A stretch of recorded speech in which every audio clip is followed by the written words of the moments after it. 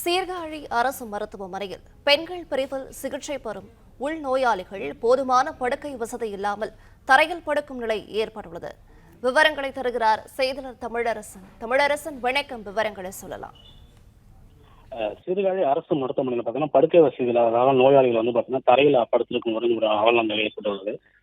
மயிலாடுதுறை மாவட்டம் சீர்காழி அரசு தரவு மருத்துவமனையில் இயங்கி வருகிறது. இங்க பார்த்தீங்கன்னா நாள்தோறும் கிட்டத்தட்ட 1000க்கும் மேற்பட்ட உள்நோயாளிகள் சிகிச்சை பெற்று வருகிறாங்க.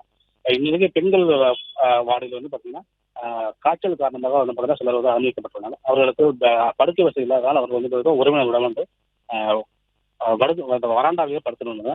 மேலும் மாவட்டத்து அரசு தலைமை மருத்துவமனை விசாரணைகள் பார்த்தீங்கன்னா அவர்களுக்கு கூடுதலாக படுக்கை வசதி ஏற்பாடு செய்யப்பட்டுள்ளதாகவும் அவர்களுக்கு அதிக அளவு படுக்கை வசதி தயார் செய்யப்பட்டுள்ளதாகவும் தெரியும்.